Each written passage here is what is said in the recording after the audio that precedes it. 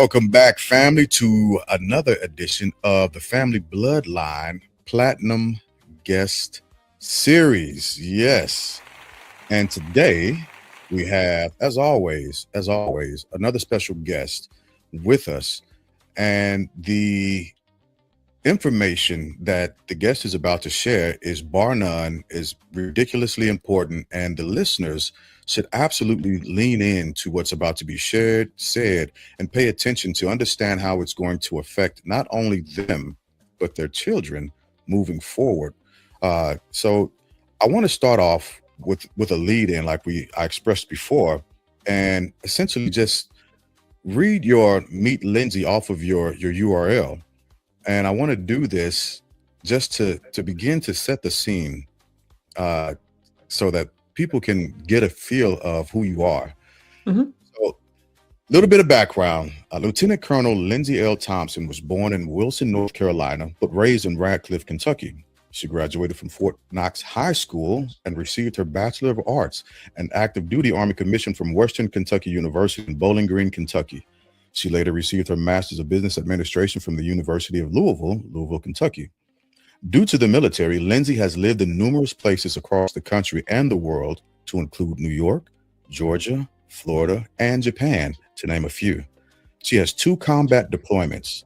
The first, to Afghanistan, was with the 10th General Support Aviation Battalion, 10th Mountain Division, as the Battalion Assistant S2, which, for those who don't speak military, is the Intel branch or Intel section, intelligence section. And that was in 2007. She refers to this experience in her writings and a number of her speeches. This was followed by a second deployment to Iraq. And so, just again, to give a little bit of background before we jump to you, Ms. Thompson is an active duty military member and a CEO. And we'll ask what you're the CEO, the name of your company, but a CEO, an author, and we'll explore your book momentarily, and a speaker as well, which is phenomenal, which is absolutely phenomenal. So with those things being said, let's lean into you so we can learn a little bit more about you as we go. So please tell us a little more about you that your introduction doesn't actually say. Well, where do I start? The introduction pretty much covers the rudimentary aspect of my life, but it doesn't so much cover why I do what I do and why I'm trying to transition into the Gen Z speaking and operating world after the military. So I never had any children of my own. However, I do have 11 godchildren. So all of them ranging between the age of 15 and 24 now. So all of them are inside of that Gen Z range, right? And I've always believed that the Lord saw fit to not allow me to be a parent because he wanted me to be able to pour into so many of the other children in my life. And that is what I'm hoping I am able to continue to do after the military, which is why I wrote the book. They are definitely the inspiration for that, looking out at the world and the way the job market is changing. And the job market seems like such a small aspect of the world, but whether we like it or not, money in many ways does make the world go round. It takes it to, we got to eat, we got to have shelter. And this is the things that are necessary to be able to do that. So I wanted to make sure that as my kids grew up and transitioned into the world, that they'd have the tools that were necessary to continue to compete and compete from the forefront. As they go out into the world looking for those jobs and looking for that manner in which to sustain themselves. So I'm a hard charger for my kids. That's really what it all boils down to. That's who I am. So 11, how did you come down? How did that happen? What was the process and the progress that led up to 11? Boy, look, That's a lot. let's start with the first few. So the first few, their mothers were smart. Okay, I've known the mothers of the first few since I was in high school. Oh wow. And when I joined ROTC in college, a few of them forward thinkers, Lyndsey's gonna have a guaranteed paycheck for the next couple of Mm, years. Yeah, yeah, So yeah, let's yeah. go ahead and make sure we get on board with that one. Lyndsey's gonna be the good aunt with the good birthday gifts and whatnot for the next couple of Got years. it. So Yeah, so let's rock with Lyndsey. for sure. The others were just their friendships that developed into family. So their kids became my kids, and they just kind of I kept collecting them like baseball cards. So Yeah. so I've and the more I moved around, I'm one of those individuals where and I say it in my book, I'm a self-professed introvert. So when I move from place to place, I don't tend to make a lot of friends. I make one or two really good ones, and then they become family, and their family becomes family. So I take on their children as if they were my own. I'm Auntie Lyndsey to a number of kids out there. But again, it is a passion of mine as well. I love talking to kids. I love watching their eyes light up when something connects. Um, I think I have also that personality trait where I am the protector. I'm also the big sister. I have a younger brother, and it was always my goal to make sure that everything in front of him was laid out. He went to the same high school I went to initially before going to John. He graduated from the same college I graduated from. I remember when my brother was online, getting phone calls from my Eastern Star sisters that were still at Western. It was like, girl, your brother's out here looking like he about to cry. We don't know what's wrong with him. I'm sitting here thinking to myself, yeah, if you only knew what was wrong with him. But Yeah. it's it's a protective aspect of me, and for whatever reason, the younger generation is what's catching it all right now. Yeah, absolutely. I'm on a level also, just throwing that out there. Uh, I've been Okay. traveling, yeah, been a traveling man for a while now. All S- right. Yeah. So you also, I've noticed something in one of your contact uh, descriptions with 1908, I believe it said. I am. I am also a member of the sorority Alpha Kappa Alpha Sorority Incorporated. Okay. So yes, I'm a legacy. So my mother is an AKA, my brother is an Alpha.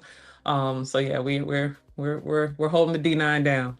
I dig it. I dig it. That's great. That's great. I have a niece. I think I said this before. I have a niece that is part of AKA out in Mhm. Illinois. So shout out to you, Mackenzie. So let's jump into a little bit further. You how many siblings do you have? Just the one, my younger Okay. brother, Desmond. All right. And I want to jump into the military aspect of you. And the reason why Mhm. is I listened to the podcast that was describing your book, right? Phenomenal, by the way. And Thank we'll look you. at that also. What have been or describe let me start here. Describe your military journey thus far and where you are now and what you hope to accomplish. Um, I don't think that there's anything legitimately special about my particular journey other than the fact that um I was never a position chaser, chasing rank or anything like that. Which for the first couple of years as an army officer, it's not really a big deal. Like is you go through or second lieutenant, first lieutenant, captain, so forth. It's pretty much just progressive. Time and rank, you'll get promoted to the next. After that, a lot of people become very strategic, trying to pick and point out those key positions that are going to set you up for the next rank. I have always been an avid believer that I want to do what I enjoy.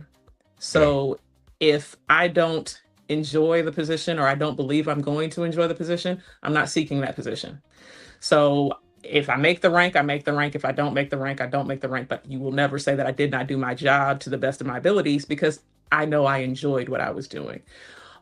So I transitioned to a lot of different locations based upon the fact that I thought I was going to like it there. I went to Savannah because I was like, this is Savannah, Georgia. I don't know what job I'm going to get when I get there, but I'm going to Savannah. So there you have it. Um, Same deal when, actually Japan was an accident. Japan was completely an accident. I had come back from both Afghanistan and Iraq, and I'd been to Savannah. I went to school. I was like, I don't want to leave the country anymore if I have to carry a weapon. Like I don't I want to go overseas somewhere, but I do not want to carry a weapon. Well, in my mind frame, I'm thinking Europe. my orders said Japan. I was like, that is not what I meant. Like That is not Europe at that all. was not what I was talking about. But Lord, your will be done. So went to Japan, had an amazing time. I was ready to come home when it was time to come home, Yeah. but had an amazing time. But again, my journey, I wasn't out seeking any different positions in order to seek rank and so forth. I was out to have a good time and to learn as much as I possibly could. And as long as I continue to enjoy my job, I'll continue to move forward. I'm in a position now that I could have never dreamed of. Mm. I am the battalion commander for the Mission Support Battalion underneath Recruiting Command. We are basically the tactical arm for all of the marketing that's done in the Army. So I spend 80% of my time traveling to colleges and high schools and bowl games and all of those types of things with my assets. Those, I don't know how many people have seen it, but those big 18 wheelers that you'll see going down the interstate with "Be All You Can Be" written on the side of them, those are mine, right? I've got a team of elite athletes. I've got a warrior fitness team, which are basically CrossFitters. These are soldiers that get paid to come and do CrossFit every day.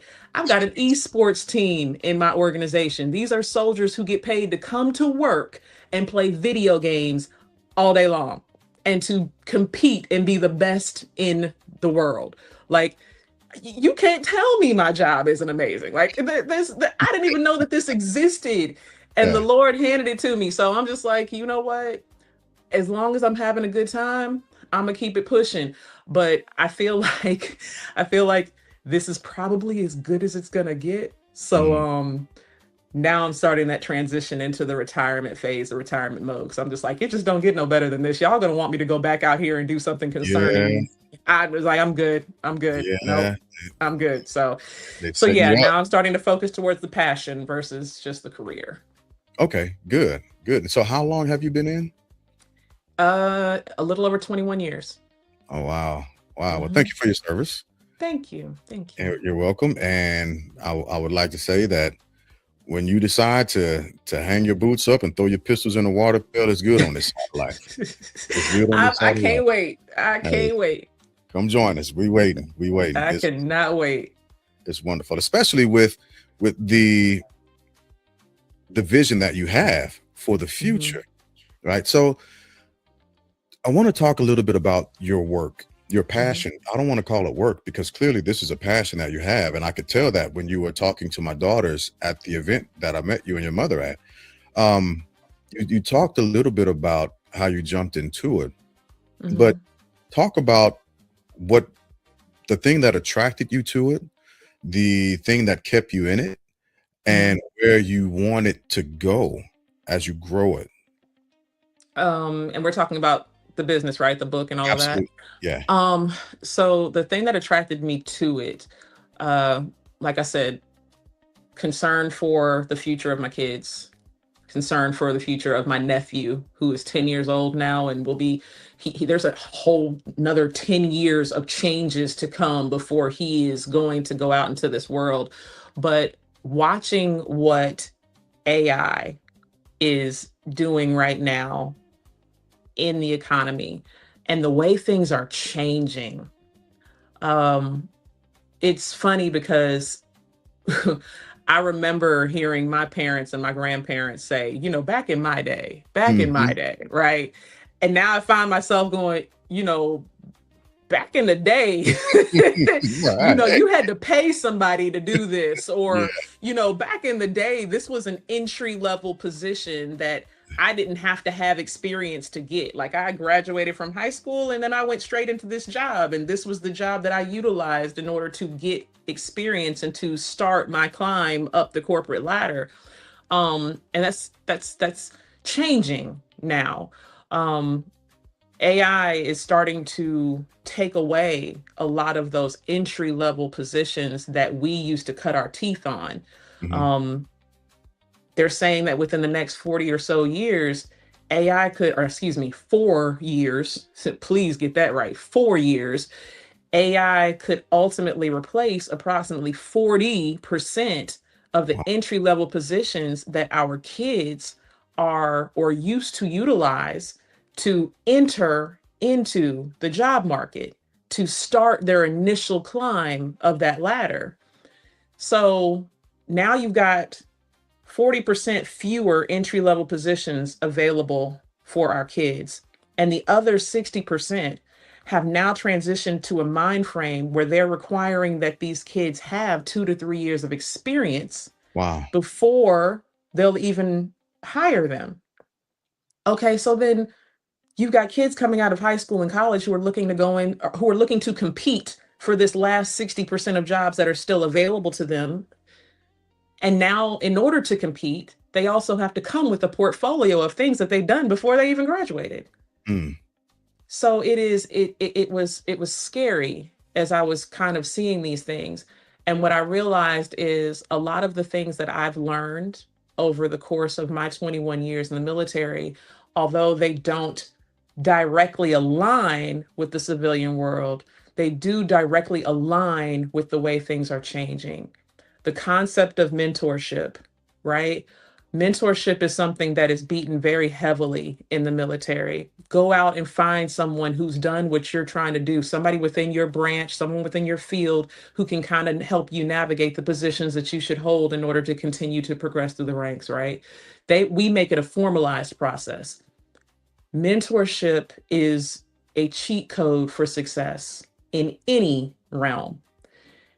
Going out and finding someone who is currently doing what you want to do, going out and then finding someone who has already excelled in the spaces that you want to excel, and having a cup of coffee with these people, Yeah. asking them questions, asking them how they did what they did, their input, their advice, all of these things. And if they feel so inclined to truly invest in you, they have the ability to introduce you to people who will then open up doors for you that you didn't even know existed.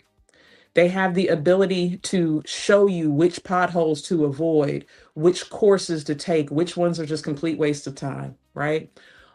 They're saying now that when it comes to the hiring market, 80% of jobs right now are coming through by way of people who know people. It's Oh, being wow. introduced to something. Resumes and all of that, they're great. But if they don't say the right thing and they don't come with someone behind them who basically does a handshake and says, I vouch for this person, you fall to the bottom of the rung. The other thing is leadership. Leadership is Mhm. something that the military has instilled in us since the day we joined. Leadership is the trust aspect of employment. Leadership shows the people that you're working for, those possible employers, that they can trust that you can communicate. They can trust that you can lead. They can trust that you can actually navigate conflict. That's what they're looking for. They're looking for that maturity and that leadership already instilled. Again, our kids are not necessarily coming out of these schools with these types of courses and these types of experience to garner that trust in these possible employers. And then finally is the real world experience piece, and that's the proof. That is the proof positive that I can do what you're paying me to do, or what you're saying you're going to pay me to do. Um, they're not looking for trainees anymore. They're not Mm. hiring you to teach you. They're hiring you to execute. And they want proof positive that you can execute what they're hiring you to do. So again, the last 60% of these entry level positions are looking for you to come with a portfolio that states, these are the things that I've done. Well, where do they go to get that experience if all the jobs that they would have utilized to get the experience now requires that they have experience to get the job? Yeah. Well, that's where we talk about in the book getting creative. Things like internships. Internships are the new gateway to an actual career. They're using internships as not as part of the hiring process now. So if you want to get in the door, an internship is no longer a luxury, it's almost a requirement, right? Other aspects and other manners in which to get this experience is side hustles, right? Utilizing your mentors and finding jobs, whether they be non-paid volunteer work or paid jobs during the summer, to start to build a portfolio in and around the concept that you would like to work in. So all of these things, spelling it out and packaging it, is what kind of drove me to put this book together. like when I started writing it, I actually started writing the book for something a lot different. I started writing the book for senior level staff sections because I was so irritated by my brigade staff. I was just like, y'all do not understand what the concept of graduate level staff works. So let me write this book and help you guys understand it. And then I was like, no, these are grown people. I'm not. Yeah. Let me focus on the future. So yeah, as I started writing, I was just like, no, there's another group here, a group that I care so much more about that Mm. I'd prefer to focus on. So that's kind of how the concept grew and what's kind of been keeping me going. I love it. So speaking of your book, and this is your webpage, by the way, Yes. and that is, I will push that up at the top for anyone who wants to navigate to the actual webpage. So talk to us a little bit about the book, the experiences that you shared, not just Mhm. that, but talk to us a little bit about the process of writing your book. Like you were just saying, the transition from, hey, I'm writing this for senior level staffers, but wait a minute, there's another audience that needs to be captured by this. And not just that, but hey, I got a nephew. This world is evolving faster than what we can actually keep pace with. Right. Let me put this out. Let me compile this. And how is it that you compiled it? What did you draw from in order to get the message out in your book? Um, well, like I said, it was initially a it was a angry journal entry directed at my senior leadership staff initially. I was just like, you know what, y'all suck. So I'm gonna basically write this book to tell you how to do your job. Yeah. Um, but again, as I was kind of doing research to help to support the things that I knew naturally by way of my own experiences working for general officers and whatnot, that's when I started to kind of stumble upon some of the information in reference to the current job market and how it was going to start to impact not just, you know, the general employment rate, but the employment rate of the next generation coming into the job market, which happens to be Gen Z. So as I continued to kind of read, mission creep, like I started to refocus what I was, you know, honing in on and started to focus on a solution to something that was bigger than just my gripes and complaints. Um, they say that passion is not what you do for yourself, it's what you it's it's what you provide to others. Mhm. Finding your happiness and provision to other people. And I feel like this is my provision to the next generation and to society in general, whether we want to acknowledge it or not. At some point, this community is going to reside on the shoulders of Gen Z. Yeah. And if we do not set them up for success, then what? Mm. It's not, we will not be here forever. At some point, we are going to completely hand the reins over to them. And when that happens, they have to be prepared to take the reins. And right now, we're not doing them any justice. We're I not. I So agree. this was definitely just a carry on for, you know, the my attempts to set them up for success. Yeah. I agree wholeheartedly with that. I do my best to. I think that I have lost you on mic again. I got you. Okay, so continuing and moving forward, I've jumped again. This is on your webpage, Mhm. www.booklindsey.com, and this is an overview. What I'm showing now is an overview of your actual book, which again is fantastic. Mentor Me: A Quick Start Leadership and Career Guide, Mhm. and you have this space down here. What is this exactly? Is this getting? It says send my free guide. Free guide to what exactly? So it is a quick start leadership guide. It's basically a very, very, very brief summary of the main concepts within the book and a little bit of elaboration on them. So again, kind of discussed it, mentorship, leadership development, and the actual requirement for real world experience and how to go about getting it. So that quick snapshot is kind of a quick bulletized, cheat sheet of some of the things that are in the book. And then, of course, the book itself will elaborate on that. That's awesome. Yeah, I highly recommend for all the listeners to go to the webpage, look at the resource page. First off, order the book. Let me start there. Get the book. It's worth it. I'm going to get 4 copies. Actually, I'll probably get about 6 because I've got 2 nieces that I want to get this to also. Actually, it's going to be more than that. I got bonus babies. Okay, so listen, keep it going. Keep it going. Yeah, I'm definitely going to get some copies of this for sure. But I want to make sure I get it out because the information that you're putting out, and it's not just theory, right? And there's a clip that talks about a lot of people going through theories, and even you going through a theoretical portion of your career coming out of college and then going into the Army and then being hurled into a real world experience during a deployment, right? And so that's not just theory, but it's practical application. Absolutely. And the information that's shared is real, right? This is real information. So you were talking to us a bit about the movement of the book, the process of the book, and I want to highlight one of your quotes, right? This right here: leadership is a behavior and not a position. Where did that come from? I'd love to say that I coined it, but I'm pretty sure I didn't. You can find it in multiple versions all over the internet, and I can't remember the individual who initially stated it. It wasn't exactly like this, but a version of it.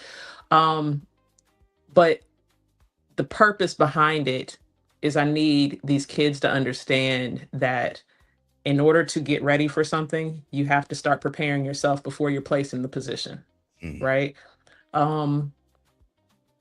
Leadership is something that you can execute and exude every single day in every aspect of your life, whether it is at home, in your interactions with your siblings, whether it is in school, taking part in and showing up for all of these different types of extracurricular activities, sports, drama, whatever the case may be. There is always an opportunity to exercise that leadership muscle, right? And they need to understand that they have to start doing it now. You have to start building that muscle memory now, learning as much as you possibly can about the concept of communication and how to communicate more efficiently and effectively, understanding that communication is not what's necessarily said, but it's what's understood by the individuals or individual that you're speaking to. You cannot be a leader if you cannot give direction, and direction that is understood and then executable. Understanding IQ as well as EQ, your emotional intelligence. That's going to help you in the methods of not just avoiding conflict, but directly being able to operate within and around conflict. Every day is not going to be a sunny day. And you have to understand how to work with individuals who may take you there. And because they will. All of these things, again, are expected characteristics of a very, very youthful generation. These are not necessarily things that we had to be as boned up on when we first went into the military or wherever else. We got the benefit of being able to kind of go through a couple cycles in our actual careers before they were expecting us to stand. I've never... She's just a second lieutenant. She's just a lieutenant. Don't worry about the lieutenant. Don't worry about the lieutenant. That was the excuse that we got for a very long time. You're just a lieutenant. They really didn't start taking you seriously until you made captain. And that was only because a captain could be a captain for 8 years. So you didn't know whether or not it was a young captain or this was a captain that was about to make major who's dang near at 10 years of service, right? Right. So, I mean, but these kids, they don't get that luxury. So they have to understand that leadership is a behavior, it's something that you have the ability to exude every single day. You do not have to wait until you're put into a position that basically states you're the captain, you're the leader, you're the one in charge. Be in charge no matter what arena you're operating in. People should always look to you and go like, you know what, I trust that person. I don't know Mm, what it is about him, but that's the one I'm gonna follow. yeah, absolutely. What is your recommendation or advice when trying to seek out and find a mentor, understanding that you're looking for somebody who's already in the position that you want to see yourself? But what Mhm. other aspects of mentorship should a younger person or anybody for that matter uh, look into, kind of like checking the block, as it were, Mhm. to make sure that they're finding the right fit for them? Um, One thing that you want to look for, and this is something that will take you at least one or two meetings with the person to truly evaluate, is their character. Are they in this for you? Right? Are they willing to help? Do they want to help?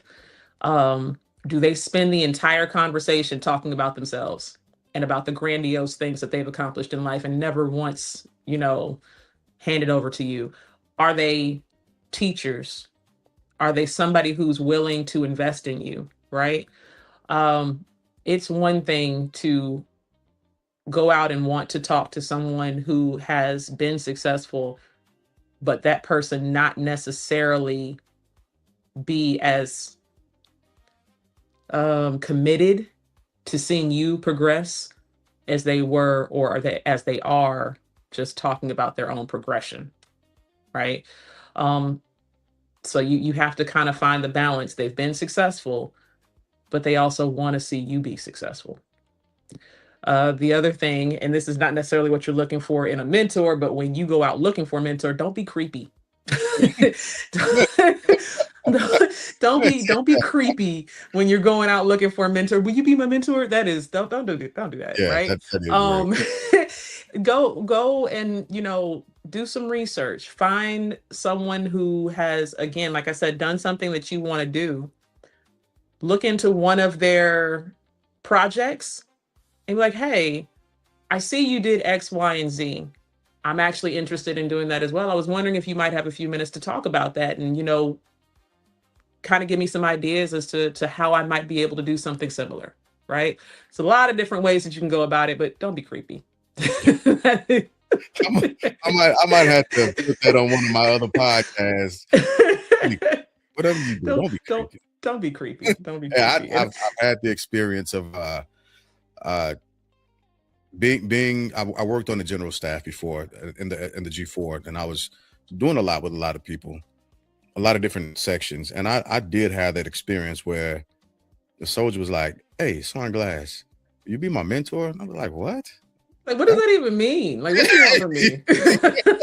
Like, being a mentor is a huge responsibility, first off, It and is. I like agreeing with you on a lot of different aspects. It's not a forced entry, as it were. It's a glide path that you take Mhm. because you're establishing a relationship with someone.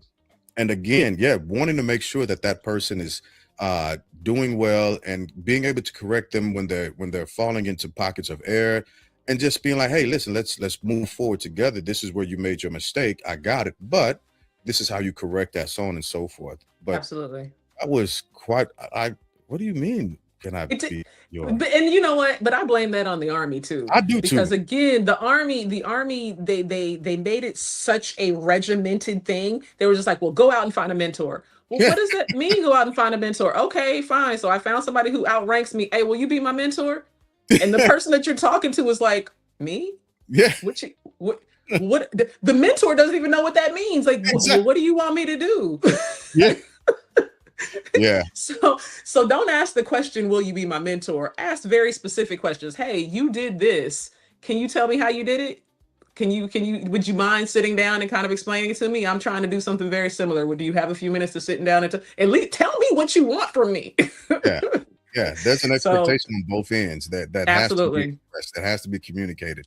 Yeah, that Absolutely. regimented movement that the army has, even in a software product that's been pushed out there. You've got to go, you've got to identify the mentor, Mm-hmm. you've got to do check-ins with the mentor. Now that's on top of doing your quarterly counseling, yada yada Yep. yada. Like, come on, Yep. Yep. it's a And very then serious. again, they never explain what the roles of both of those parties are. And the other thing that I discuss in the book is the role of the mentee. Like, in Mm, order to go and get yourself a good mentor, you have to be a good mentee as well. And what does that mean? That means coming to these meetings prepared to have the conversations. If your mentor is leading 100% of the conversation and you're just sitting there in absorb mode, you're not doing it right. You mm, should have some very specific questions when you go meet with this individual, and then be open to feedback. This is when your EQ comes into it. If you're one of those types of people that shut down when you're giving criticism because you think you either know it all or you just simply don't know how to take criticism, you're not a good mentee and you're not going to get anything out of this. You're really not. And then when they give you feedback, come back the next time prepared to give them feedback on the feedback they gave you. Did you execute what they suggested? They mm. want to hear that you did what they spent their time investing in you to tell you to do. And if it worked, great. Tell them that. If it didn't work, great. Tell them that, right? And they can help you kind of tailor that. But it's a two-way conversation. It's a two-way street. You don't get to just sit at the table and go, go. That's Right. not how this works. Yeah, yeah, absolutely. And I would surmise that you have a lot of experience in the mentor mentee ballpark with A 11. little bit, just a little bit, a little bit, but more so, honestly, and well, now I think about it, probably in both realms, but I was probably the one making the mistake as a junior and doing exactly what that young soldier did to you. Yeah. Man, will you be my mentor? What does that even mean? I did it to a 3-star. Oh goodness. Oh I did it to it. I was a young captain, and there was this general that came out. It was an African American female. I was just so taken aback by her and this, that, and other. So I shot her a note. I was like, "Man, will you be my mentor?" This woman had never met me before. yeah. Like, and I could now that I'm more senior, I can kind of hear her thoughts. Bless her heart. That's what she Right, wanted to right. say. Bless her heart. Bless her heart. Just, it is what it is. But the mentorship that I do now, it is much more natural. So the soldiers that I mentor now, they don't even realize that that's the relationship that we have, because Mm, typically they'll just kind of, roll past my office or shoot me a message on Teams. Hey, ma'am, I was just wondering, you got a second? I just wanted to float something past you real quick. Cool. Ask the question. I'm definitely here to listen and give you any feedback. So it's not that dress right dress, rigid platform that the military had kind of established for us. It is a much more fluid relationship. yeah, that's really, really important to say. Uh and explore. And like just like you just described, a lot of people, not just soldiers, but a lot of people experience mentorship just in passing with people that they come in contact with every day and don't really Mhm. realize that that's what's happening. And Absolutely. and then that just goes to the length and breadth of what mentorship can, should, and it is oftentimes on its surface. It's the quick ability to communicate, correct, redress, be a sounding board for somebody. Hmm. And that's from the mentor aspect. And then from the mentee aspect, also be vulnerable enough to ask someone for that assistance, for that critique, and that guidance as well. Absolutely. So yeah, that's Absolutely. very important to say. Thank you for pointing that out. So let's talk about your speaking, at the speaking aspect of you. This, Yes. so have you been on summits, or have you engaged in any actual speaking platforms just as of yet? So, not outside of the military yet, right? So this is probably, obviously, doing, speaking engagements for different local community groups and things of that nature. But the military has been my sole focus. So because I'm still technically in the military, I don't have a lot of time to be out traveling and doing all that. But I am hoping that this is my journey towards getting to these larger platforms, right? um I'd like to do community workshops for kids. I'd like to do leadership workshops. I want to do small interactive career counseling groups to help kids more, not necessarily with one-on-one, because I really don't have the time for it right now, but sitting down as a group and discussing some of their concerns as they're getting ready to transition out, and then reviewing resumes and all of those types of things. Like, these are all the things that I want to do. But yeah, the speaking platform at this point has been more so military directed, just because of the nature of my current profession. But I'm hoping that over the course of the next, what is this, March? I hang up my boots in December. So come December, I want to hit the ground running, and I want to be able to go out and do, the high school commencements and all of those things. Speaking of which, this book is an amazing high school and college graduation gift. We're getting ready to go into the graduation season. So for those who are still out there figuring out what they're going to get their graduate for graduation, definitely a spot on target, spot on gift.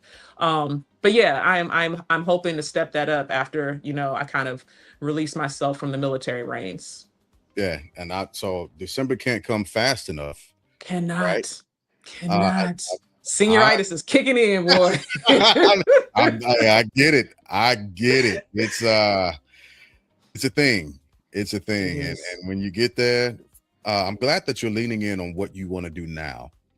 And I try and take my time to say this whenever I have the opportunity for service members who are on the cusp of exiting, right? Doing your final exodus from your military mission. It's worth stepping into the things that you want to do now. Right. Right. If you see yourself as an accountant and you've already got your degree, well, then you need to start practicing that craft now. And if you don't have your degree, position yourself to receive and get your degree, right? Whatever you're going to do, wherever you see yourself in the future, you should start doing it at the very least, 2 years before you exit. Absolutely. And the crazy thing about it is the book was really an afterthought, right? So like I said, it started off as a basically a temper tantrum. But then, crazy enough, so my father went to one of the Classic games down in Georgia, I believe. And while he was there, he ran into a retired lieutenant colonel. And my father, Big T, the man knows everybody. He ain't never met a stranger, right? Yeah. Not even in Georgia.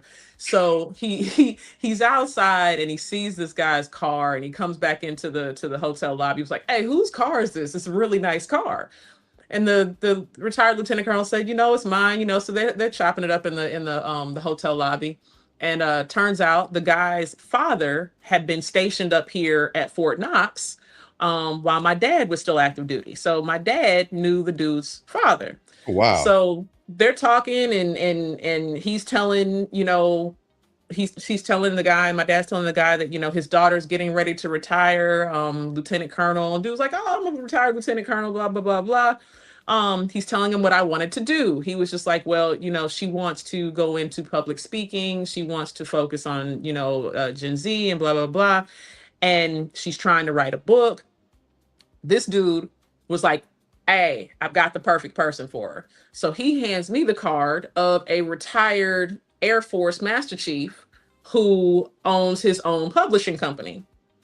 So fast forward, literally 2-3 weeks later, I hit up Lieutenant Colonel Retired Ship. "Hey, sir, thanks so much for the business card. Dad just got back, gave it to me. Appreciate you. Now I am now forever on his what do you call verse of the day, Bible verse of the day text message thread." Yeah. But I get a hold of retired Master Chief Cunningham, Dr. Cunningham, and Dr. Cunningham is the one that walked me through this entire process. Because I'd never published a book before. I didn't know how to go about it. I didn't know any of this stuff. So it's just by way God's grace and laying everything out.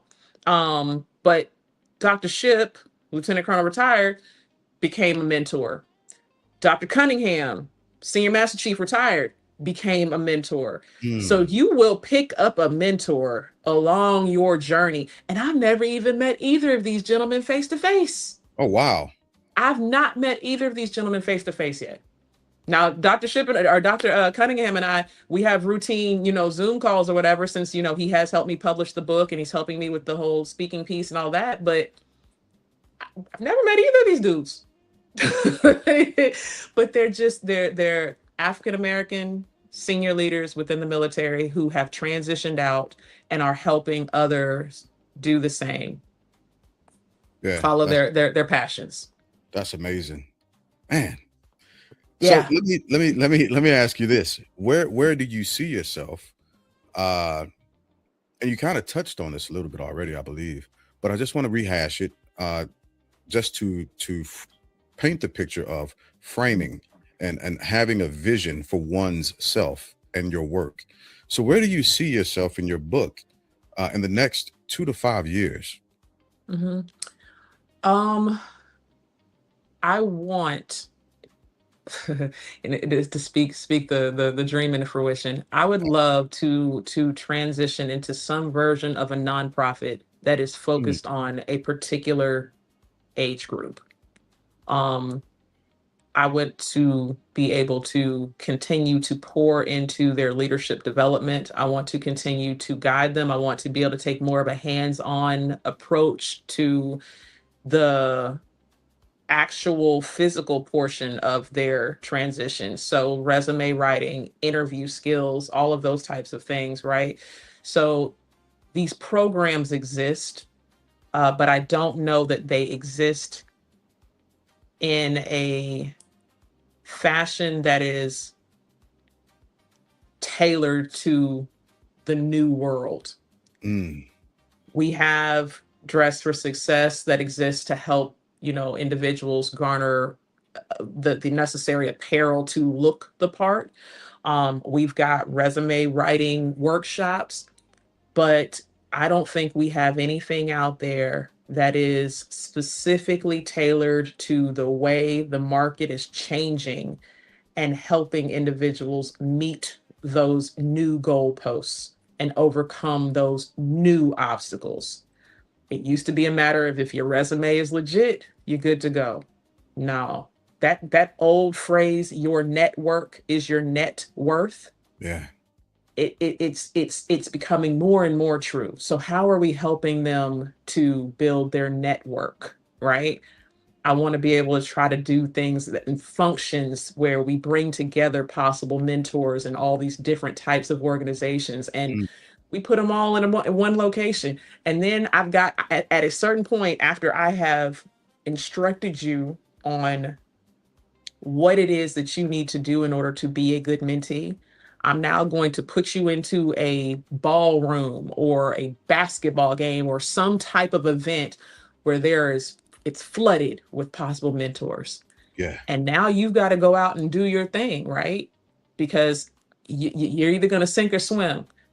And the ones who swim will go out and they'll talk, they'll mingle, they'll have conversations, and they'll identify those mentors, those natural relationships. Um, I want to, again, host small group settings where we are discussing the challenges that they're having and we're addressing all of their gaps one by one, whether it be a skill gap or if it's their positioning gap. Let's talk about your LinkedIn page. Let's talk about your resume. Let's talk about the people that you need to communicate to. Are you sending out these introduction emails via LinkedIn to people who might be in a position to be able to assist you? It's a whole lot of stuff I got going on in my head. I just got to figure out like what that looks like in a structured manner, right? yeah, So, yeah. yeah. That's amazing. I'm here for it. I hope that you'll come back and you'll keep us Oh, updated absolutely. on your progress so that we could be a part of your journey as well. Uh, Absolutely. Absolutely. like I tell all of our guests, the Family Bloodline Network, we're just as invested in hearing what you're communicating as what you're putting action to and in as well. So we Absolutely. definitely want to make sure we keep up with you throughout your journey.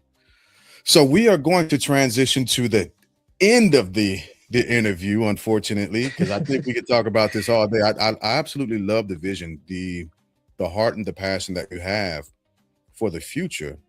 I've said on other platforms that I have, the consumerism that our culture has, and what it's been projected to over the next few years, and how much we're actually putting and investing back into our own community, and it's primarily lost. And the fear that I have with that loss, that degradation as we continue, is we will debase ourselves to a point to where we don't own anything, and we're Mhm. hurled back into nothing more than a position of servitude, and Right. not being able to not be able to administer things that we need to administer for Mhm. our section, our corner of the earth, right? And as Dr. Cornell West said, it's not a barrier against anyone, but in order to love the rest of the world, you have to figure out how to love I yourself. love yourself. Yeah, Mhm. filling up a cup and you allow that cup to spill over, and once that cup spills over, the contents of that cup will flood the table that it's on. But the only thing that comes out of a cup is what you put in it. And if you're not Right. putting the right things in it, the right things won't come out. Yeah, I think our portion is we pour out what we have in our cup when in actuality you should be filling everyone else up with your excess. Like Absolutely. you should not have to pour out of your cup in order to fill up someone else's. You get the excess, which Yeah. means if you keep pouring into me, then I can keep giving it to you. Yeah. It's absolutely reciprocal. And yeah, I agree. I am so happy that you took the time. I know you're busy. You got a lot of stuff coming up Thank here. you so much for having me. Like this is amazing. This was Absolutely. absolutely amazing. Thank you so much. Well, thank you. So on my platforms, on the Family Bloodline Network, we've got a couple of different segments called the Pulse as well as the Legacy Table. We do something on each different segment Mhm. uh, called that gives your final thoughts. On the Pulse, it's called Around the Horn. On the Legacy Table, it's called Final Thoughts. And here on the Platinum Guest Series, I also call it Final Thoughts. And so, Final Thoughts is anything that you want to say about anything that you want to talk about. It doesn't necessarily have to be about what we talked about today. It could be, hey, I ate this for breakfast and it was great. I highly recommend you try this breakfast food, you know. So, your final thoughts. um, okay. My final thoughts, still in line with what we've been discussing, is a call to action. Mm, And it's not necessarily a call to action to our youth, it's a call to action to the millennials, Gen X, and so forth. They need us. We have been blessed in the fact that a number of us have established ourselves in very successful positions. And it is time to turn around and give back. If you are not mentoring someone within our community, you are doing our community and the next generation a disservice. So I am asking, this is a call to action to my generation, to our parents' generation, to go out and actively seek someone who is looking for guidance, right? Yes, a lot of the responsibility should fall on them to come and look for a mentor, but doesn't always happen that way. And some of our kids are very introverted and have not really mm, expressed them. They haven't gotten a hold of who they are yet, and they need a little bit of help. So that is my call to action to the other generations. Go out and help, seek out, give guidance, do all the things, right? Help them get that experience, pull them under your wing, and hey, get some free labor while you're at it. Internships are awesome. It's unpaid labor, but they get to reap the benefits of the actual experience. So that's my final thought. amazing, amazing. So as always, I absolutely again I appreciate your time and your patience. For everyone who's going to come across these videos, I ask that you share and have the person that you shared it with share to somebody else and continue that trend. Make sure for the YouTube, go to the YouTube, go to the Instagram, follow, like, and subscribe to these pages. The YouTube and Instagram are the same. It is at LDR Ship Enterprises. Make sure that the LDR, the S, and the E are capitalized on YouTube, and go forth and do great things with that. Interact, ask questions, pick brains, Absolutely. and again, assist where you can. So once again, thank you for hopping on. I appreciate you. Thank you for your time. Stick around with me for a moment, and we will see you all on the next round of the Platinum Guest Series.